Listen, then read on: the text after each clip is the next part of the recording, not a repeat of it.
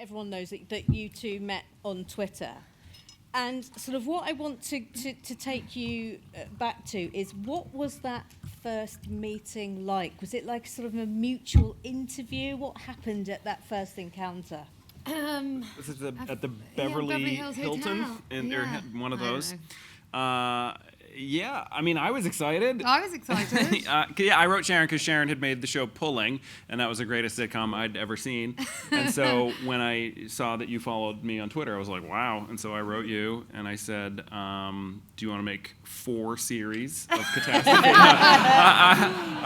Yeah, we just met and chatted, and it was really fun. Yeah, it was awkward though, wasn't it? A little bit. It's always awkward when you meet people. I mean, it's awkward when you meet people you don't know in a hotel room. Yes. It wasn't a hotel room. It wasn't a hotel room. No. Okay. No. It was, we were well ahead of the Weinstein situation. We knew you don't meet in a hotel room. And at that point, did either of you have a clear idea of what you wanted to do? Did you have an idea for Catastrophe? No, we just sort of knew that we'd like to work together at some point on something. Yeah, I think that was it. We thought our senses of humor might work well together, hopefully, and that was it. But I suppose at that point you had no idea whether or not you would gel together as colleagues, or even be colleagues. We just thought we were going to have some coffee. Yeah, and it was a long time before the Catastrophe thing. Yeah, it was arose. Years before. Years before that. So like Sharon might come over and work on a pilot in the U.S. or something, and we'd hang out, or I'd come and do stand up in London, and then we'd hang out, and then after a while, And so how did the idea of Catastrophe sort of start fermenting? Where did it come from? I mean, since this is BFI, and some of you ostensibly work in this industry, might as well tell you exactly. I was doing stand-up in London, and my manager said, hey, do you want to write a pilot for the BBC? And I was like, yes, of course. I'd never dared to think that, but I was like, yeah, of course. And so, but I wanted to be good, so I said, hey, Sharon, let's write a pilot together. And so we did. And then we gave it to BBC, and they said, "This is great. We don't want to make it." So then we brought it to Channel 4, and they were like, "Yeah, we'll give it a shot." And so we knew we wanted to do a husband and wife. Kudos to Channel 4 for being like, maybe we should show how they met, because we totally just started in the middle. Yeah. Did the BBC ever give you a reason as to why they didn't want it? I think it was. Yeah, they said this is. No, I don't know. X-Factor. They've been lovely about it. You know, they've but said maybe it wasn't the right thing for their channel. I can't remember. I mean, it did. It got a lot better from that original script. I would absolutely. Yeah, Channel 4 deserves a lot of credit for helping shape it into what it became.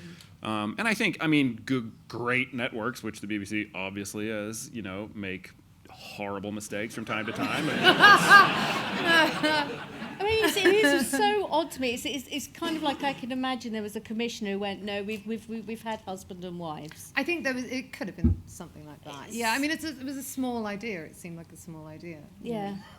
So, like, when you started working together, did you have conditions of working each other? Like, I don't know, you're not allowed to shave your legs at his desk or something.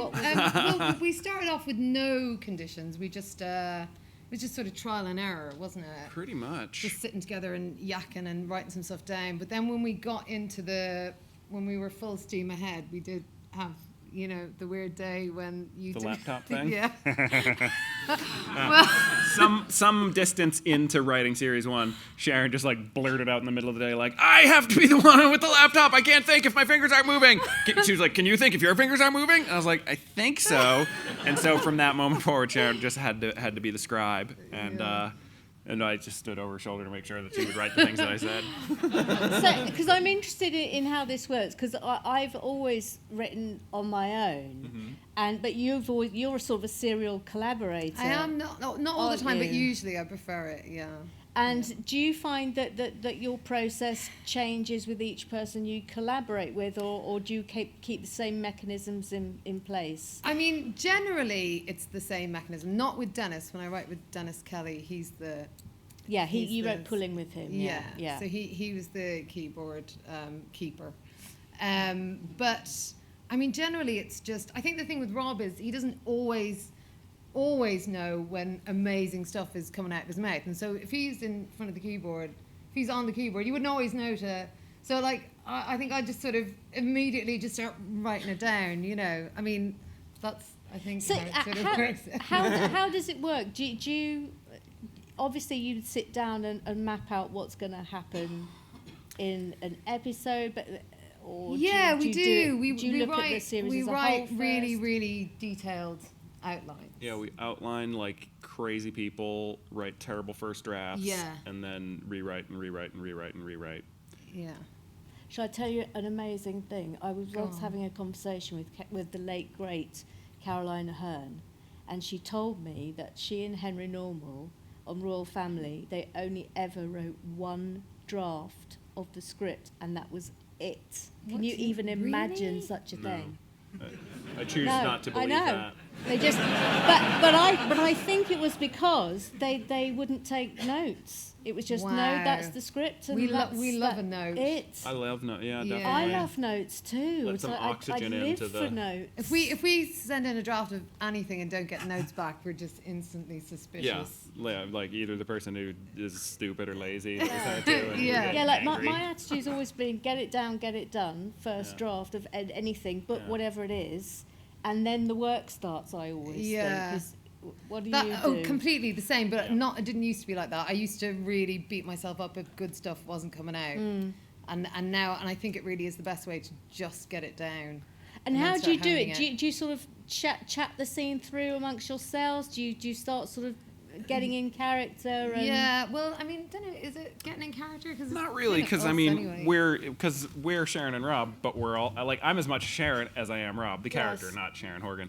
And then we're also just as much like Chris and Fran and Yeah. little Jeffrey and everybody. Yeah, we do all the voices. I mean, it's pretty great. We sure Yeah. do. You Yeah. should hear Rob doing my mum. It doesn't sound anything like Mrs. Doubtfire at all. But yeah, we definitely say everything out loud a lot. Because one thing we really try to do is not have anybody sound like clever or written. So we make sure to say things out loud, then transcribe, then read it out loud 100 times, Yeah. so that it doesn't sound like some smart, clever writer wrote it. Because we hate stuff like that. No, I think they are amazing scripts for exactly that reason. Actually, is that you never, when you're watching it, you never think, oh, I can see the script on the page, that's which, nice, which I thank always you. think sometimes you can tell that, but it's so I think that's brilliantly the natural, difference. isn't it? When you're writing on your own, you can't really do that, Yeah. unless you're insane. Yeah. So when we read it out so much, we can sort of hear when it sounds like not real. Yeah. And Catastrophe, I so loved watching all three series back to back 2 days ago in preparation for this.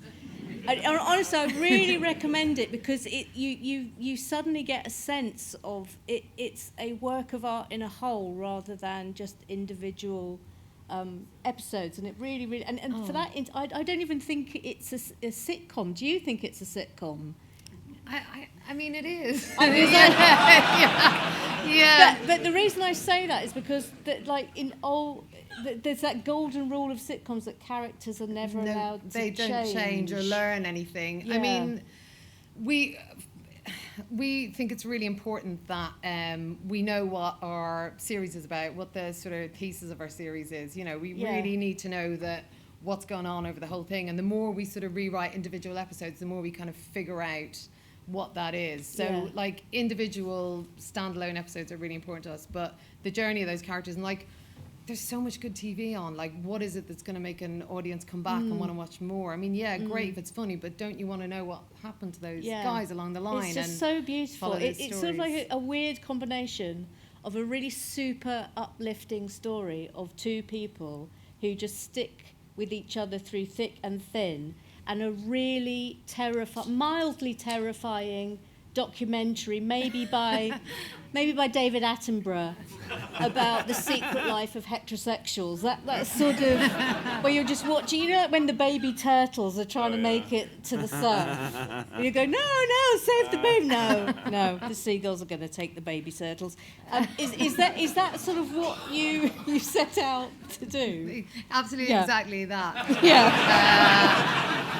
I think we set out to make it as real as possible. You Yeah. know, we didn't want to have any. While we sort of, it's really important to us that it's funny, and it is a sitcom to us. We didn't want to feel like any of the problems or the story ideas were sitcom tropes. We wanted them to be real stories that happen to real Yeah. people. And I love how your character in particular, Rob, has completely changed in a sense. Like from series 1 and 2, you were so good that you were almost like a reincarnation of a guide dog. and then sort of series 3 was quite dark and sad, and you dealt with really, full on the nose subjects. And then that amazing end of series 3. And so where's he going to go now in series 4? Well, you've seen some of it. You were saying characters don't change in sitcoms, and I think our characters might. Our characters certainly age, and they might try to change, but I think the fundamentals of them do stay pretty similar. I mean, I think with Rob, it's like real life intruded in, we hope, a real way in the 3rd season, and. So he wasn't like a bad guy doing bad things, but, previous habits and, I don't know, pathologies or whatever got the better of him, which can happen, even years into a relationship. And you do sort of, destroy each other in a relationship a bit. I mean, you rub off on each other. I think, honestly, it's genius the way you flip the dynamic between the two characters over the course of series 3. There can't be one baddie or one goodie. You've got to be on both their sides, or angry at one and not with the other. You got to. But yet you love them both equally at the same time. It's amazing. Well, thanks. Yeah, I mean that's the goal. I don't know how the show would work with the two of them not together. Or having a good time. I mean, even when things are really shit, they have a good time, and it's the same in any relationship. Like when they're sparring, when Rob sips the yogurt there, like Yes. they're yelling at each other, but they're having fun, It's that incredible tenderness in the middle of dreadful domestic spats, isn't it? It's brilliant. And you draw a lot on your own experiences, don't you, from your own life? We do. We've done it less as the series has gone on, though. Is that because you get into trouble?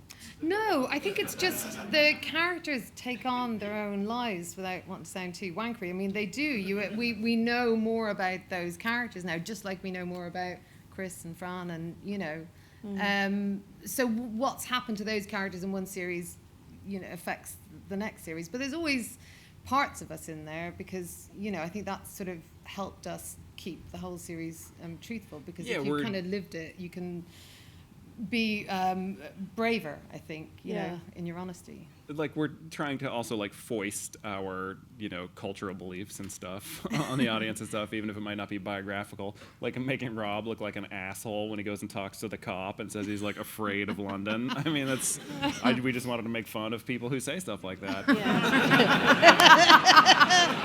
Have you ever got into trouble for using something from real life?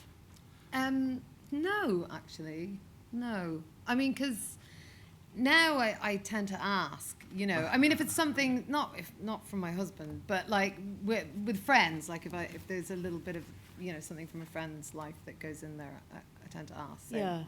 No, not anymore. Yeah. What about you, Rob? No, because we've never taken anything too incendiary, We might have taken like a health issue or a profession. So just small things. Yeah. No, I haven't gotten into trouble. I've got a question about Series 2, Episode 1. It's quite specific, and I want to know whether you killed Mabel the dog because you couldn't stand the animal handler. Oh, she was an asshole. So I knew it. Oh I my knew. God. Do you know? I absolutely knew it. It's not why. It was written in the script, but she was a terrible person. I'm really shit with dogs. I mean, if that's your job, Is that why you killed her? No, The but dog. it was Killed her handy. Twice. That's what we were only going to kill one dog, but when she was such an asshole, we killed 2 of her dogs. I once did an episode of Jonathan Creek and Caroline Quentin, and the animal handler there kept coming up to Caroline Quentin and going, "Please, will you hold my owl?" And that wasn't a euphemism. There literally was an owl in a box, and she held it, and the talons went straight in. Like she had to have a tetanus. Oh. Wow. Animal handlers. It's animal handlers. Also, how did Frankie not age at all between the end? Now there's a mystery. 2 and 3. Were you giving him? We think the growth parents suppression bind them. drugs? We think He's kept. bind them in some way. Yeah, some sort of special low oxygen. We just got lucky. We just lucked out. just kept him I think because so. our baby Muirin has It was changed amazing. every Oh, the series. Warrens are always different. I think he just might have been like cooked enough or developed enough as a little human body. And we do camera tricks and stuff to make him look small, you know. Were 2 and 3 filmed consecutively, or was there Oh a no, gap? 1 and 2 sure were. Oh, 1 and 2 2 were. and 3 had a little bit of time between Yeah, them. yeah. How was that filming 2 series back to back? A Really bad idea. killer, yeah. Yeah, I can It imagine. wasn't Shouldn't good. have done it. And were you, I mean, personally, in every way, just our health. were you writing up to the wire? Oh yeah, Absolutely, yeah. up We to were the writing wire. 2 while we were editing 1. Yeah. and- Just no. blech. Because you're both enormously busy, aren't you? You've just finished a film about Roger Ailes at Fox News. Yeah, yeah. Should I talk about it? Yes. Yeah. I just got back yesterday. They're making a movie about Roger Ailes, who started Fox News and then was taken down by a bunch of women because he was a bad man. And it's a movie about that. And I'm in it. And it was fun. It was directed by Jay Roach, who made the Austin Powers and the Meet the Parents movies. And yeah, I think it's going to be good. Brilliant. And what about you? You've got heaps on, haven't you? At the moment, I'm writing Motherland. That's what I'm doing right. The Which second is series also of Motherland, fantastic. yeah. Oh, thank you. And yeah, making some nice shows with my company, Merman. Yeah. What is that like? Sort of being having your own production company. It's a lot harder work than I thought it would be. Fucking hell. Seemed like such a great idea.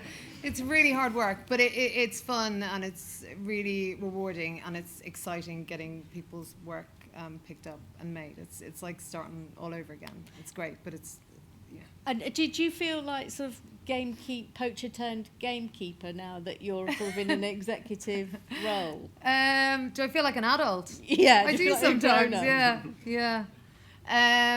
I suppose I kind of just got to a point where I didn't know why I was taking my ideas and handing them over to someone else. You know, I kind of I'd learned enough over the years to feel like I could maybe do it myself if I had the right partner, and then I found Clelia Manford. And do you both feel like you have more creative freedom now because of the success of Catastrophe? Has it opened doors? Is it still the same old grind? I think we are the kind of assholes who would always have creative freedom because I don't, you know what I mean? I think we've always sort of just wanted to make things we want to make. And so it's always hard to get stuff made, you know yourself. Yeah.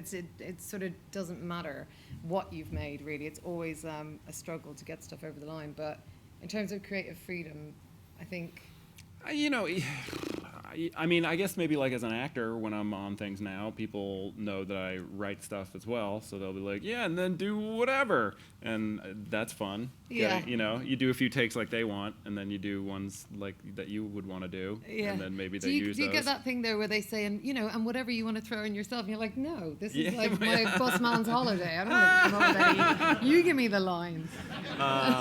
That's happened. Yeah, I've been on a movie where they were like, "What should we need to think of a name for the movie? Send an email." Yeah. Really? Yeah. Also, I got. We don't know what to do for the last scene. Why don't you send us? That's so cheeky. And I did, and then they didn't use it. Are you writing anything at the moment? I don't think so. No. And- Not right now. Okay. And do you think you'd work on something different together I'm sure Is we that- will at some point. Yeah, I mean, in the offing? I feel like we have a good little thing going. So. We have a great little thing going. I think you're amazing together. Like it's very rare to watch those partnerships on screen. We are lucky in that. Yeah, it has been a good. It's the nicest part of the whole process is writing it. Absolutely. It's just like a pleasure going Yeah. in every day and just sitting there and laughing together and building this world. And better than the filming or Definitely. any of it. It's just it's a We finished writing it, and then we're like, oh my God, are we in this? Yeah. Literally every time we forget, we're like, oh God. yeah.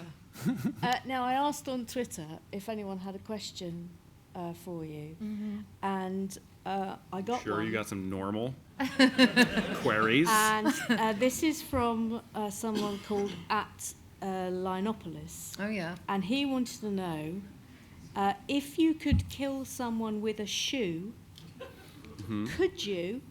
And what shoe would you use? So, Rob, first, please. Could you kill someone with a shoe? My I suspicion is imagine no. You have to. No, because I tried to kill a squirrel that was dying once with a shoe.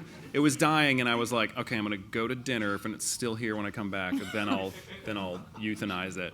And so I did try to kill this obviously dying squirrel. Oh, okay, that's good. And it because was I wasn't really sure. hard, like definitely, like I was like crying and being like, just die. And so if I couldn't do that to a squirrel, I suspect I would not make a good shoe murderer of humans. It's such Okay. a funny image I had in my head Oh, of you it's just walking so past awful. it. So I saw the little guy. I was like, "Hey, little buddy," and he was like, "This is curtains for me." And I was like, he was literally like, "I beg you to kill me." And I was like, "Yeah, but that would suck for me." And he was like, "Please." And I was like, "I'll be back in 1 hour." And then I came back, and he was like, "Fucker, come on." And then I did, but it took a while, and people, I was in Union Square Park in New York City, and people were like, why is the crying man tap dancing? And I'm like, I'm trying to kill. I can't give a better answer than that. As he speaks for both of us. I think I'd try and suffocate someone with a flip-flop. I think you'd use a stiletto. I mean, come on. Smart, What, smart. in the eye? Just, yeah, right. Yeah. Okay. Naturally. Well, that's answered that. Now, I don't know. I don't know if you saw yesterday that the BBC released a list of their comedy output for this Christmas, and not a single one has been written by a woman. Is that true? Yes. I did not Yes. know that. The only thing that they're saying has been written by a woman is a clip show that was done 20 Is that years because ago. they're all written by David Williams, though? No, but I suppose where are they going wrong? The BBC. There are so many brilliant women. I mean, that writers. really surprises me because, I mean, not that it's 50-50 in any way, and probably won't be for another 82 years, but I mean, the output of women writers on TV at the moment is pretty significant, and a lot of really great standout critical success shows are written by women. So, I mean, that is surprising. What are they doing wrong? I don't know. I mean, it's not just them, is it? I mean, it's everyone. I mean, it's the production companies, it's the executive producers, it's, you know, there's a lot of people making decisions and choices. So, you know, everyone's got to pull their finger out. Can we talk a little bit about Carrie? Of course. How did you get her in the first place? That was such an incredible piece of casting. Yeah. We were at an award. What was the award show? Gay It was magazine. a gay magazine. What's the yeah. gay magazine? Attitude. It's the Attitude We were Awards. at the Attitude Awards, and Carrie Fisher gave an award to Graham Norton. Yeah. And her speech was so funny, and Sharon leaned over and said, we should try to get her to play your mother. And I was like, ha, you're drunk. And then we sent it to her anyway. We sent her all the scripts for the first series and the pilot, and she agreed to do it. Probably because she enjoys spending time in London. Yeah, I mean, think totally. For series 1, we think she probably didn't read it and was just like, okay. Yeah, she didn't read it. And then she did it, and then she was like, hey, that was fun. And then we were like, do you want to do 2 now that you know what it is? And she's like, yeah, sure. And so she just became like a bigger part of each series, except the last one because she died. Yeah. But she's still a big presence in the last series. Yeah, she absolutely is. Just before we came out here, I was very lucky and I was able to watch part of the very last episode of the series, and I won't tell you what happened, but you deal with Carrie's passing in that episode, and it's done absolutely perfectly. I won't say anything more than that. But what a devastating loss. Yeah, I mean, just makes me angry. Angry with her as well.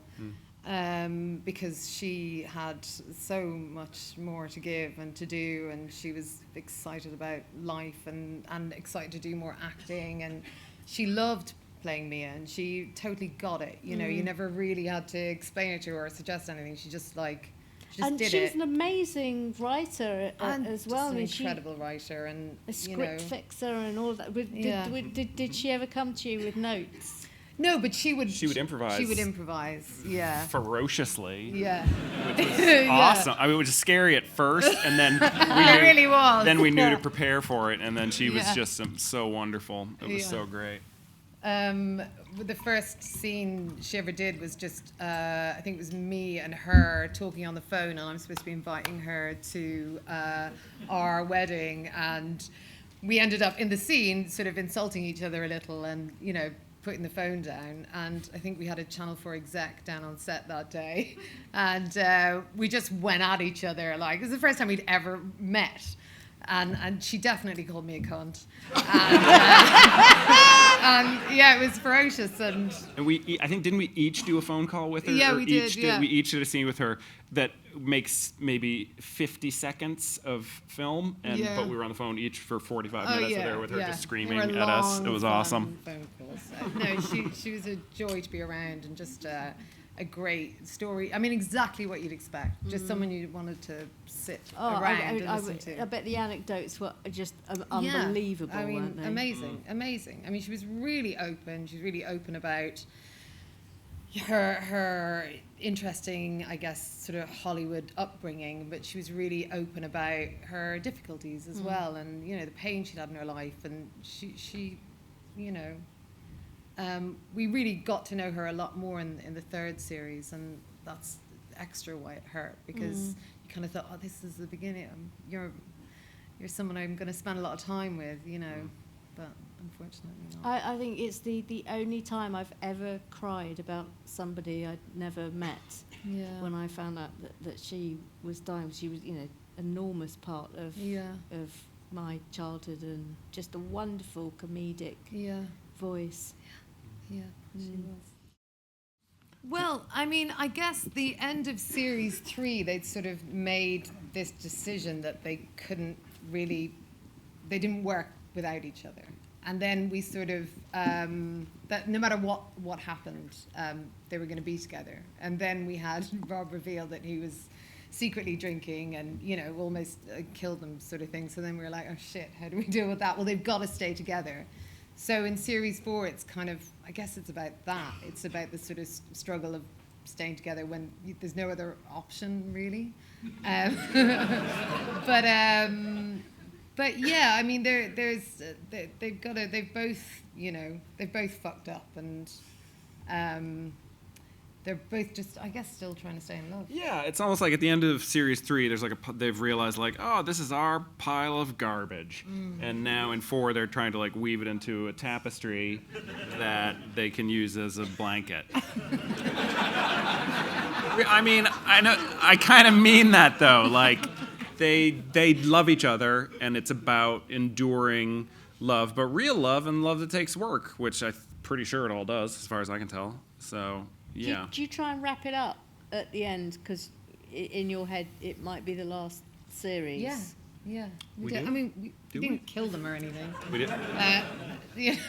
But yeah, we give it an ending. We give it. The ending to this one, there's are similarities between the differences in 1, 2, and 3, and I think the ending to this one is quite different from those. We used to. We thought maybe series 3 would be a movie, but then it wasn't, and then we did just this one, which wasn't. So no plans. Nope. You know what's funny though? I mean, just because for those of you who work in film and TV and stuff, we have tried to think we're, in the U.S. people watch it one episode at a time. In the UK people watch it one episode at a time, but in the U.S. people watch it, in one fell swoop, and it is roughly the length of a film. So we do conceive of each series kind of like a movie, perhaps more than other TV shows might. So, yeah, just you make it into a movie. What I was inspired by, I don't know. I mean, I loved Roseanne back in the day. I just thought she was a great lead female character, and in a way, her gender didn't matter at all. I think what I didn't want to write was kind of everything else, because at the time when I started out, I would say 98% of sitcoms were written by men, and so the female characters within them were just either great forgiving wives or mothers or sort of caregivers and joke setter-uppers, and so I kind of just didn't want that. I mean, I've always, I started out writing with Dennis, who's a bloke, and then, writing with Rob. I think both of those writing men in my life have created the female characters that you're talking about. I mean, I can't take full credit for them. It's having that sort of male voice in there, and, that's really helped write those characters. But with Divorce, what was the question about Divorce? It's how did it come about? The How did it genesis come about? of it? Yeah.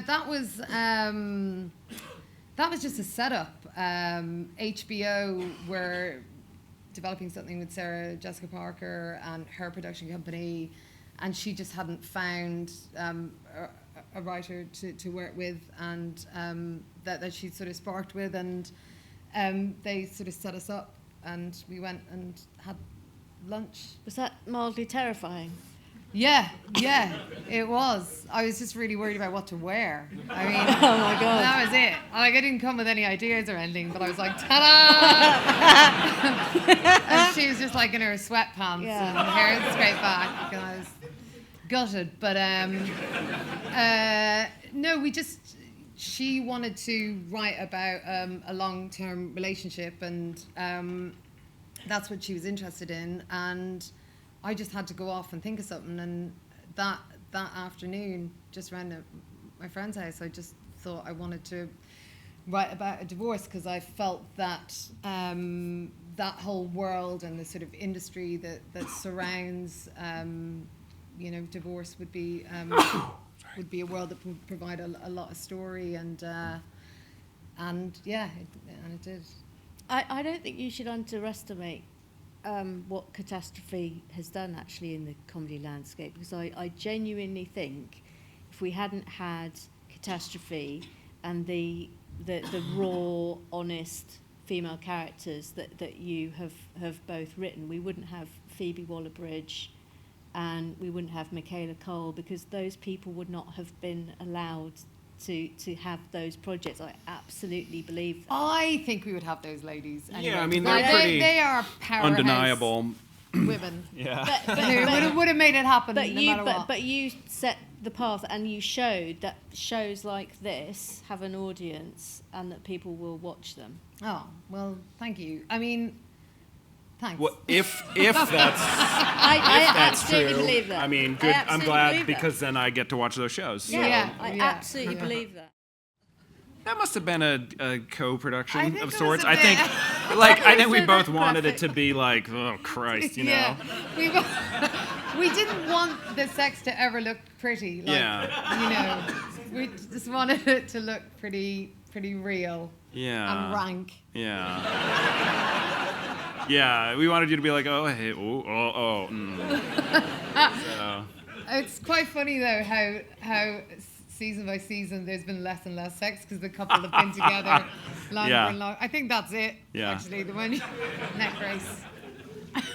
It's not that sexy. A lot of it's up against walls and stuff. Oh, isn't it's it? not. Yeah, Yeah. it's not sexy.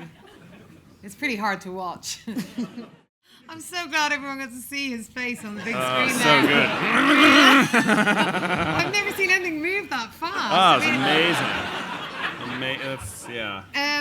Well, all the actors involved in the show have been amazing from day one. We really, really lucked out with our cast, and they always bring something to it that we're not expecting. But they do not improvise. Yeah, except for Carrie Fisher. Except for Carrie Fisher. Yeah. No, I would say that Douglas and Francine had a lot to do with the pervert who's our director. Jim O'Hanlon, baby. He just got right in there.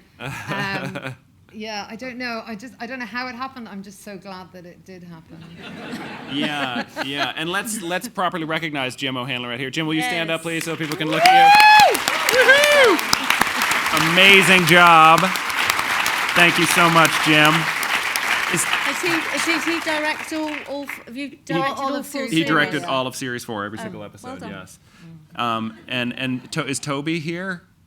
Did Toby? Okay. Hey, there's Toby Welch, our producer. Yeah. Snuffing at the back. Amazing job, guys. Yeah. Do you like improvisation?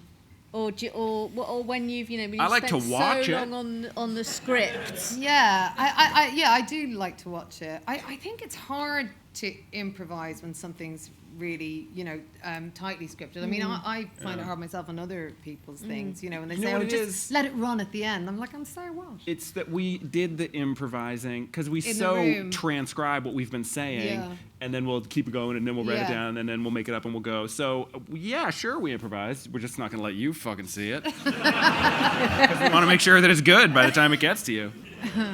That you're not are you precious about your scripts once Big they're- assholes. We are, yeah. We're awful. Yeah, we're super nice and Yeah. pleasant to work with. I'm told, but mean, when it comes to that, awful. no, we don't. We're like, I mean, Because you're executive producers as well, aren't you? Oh yeah. Yeah, and do you ever lose your shit? I've never seen you really lose it. I got upset on set one time because I bumped into a stunt woman and she fell over and she was like kind of old because we had to have an old. What's that? I know, but so Jim's like, punch her again, and then so. Which scene had the stunt woman? You haven't seen it yet. Oh, okay. It Okay. wasn't in this episode, Okay. but I remember yelling, being like, I don't want to hurt old women!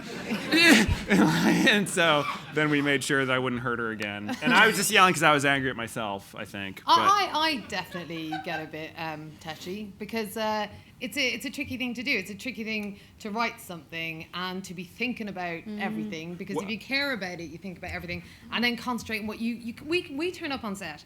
We barely learn our lines, really. I mean, the night before. Yeah. Like, because we've been thinking about everything else. So sometimes I get frustrated with myself if I feel like I'm not bringing it or if I.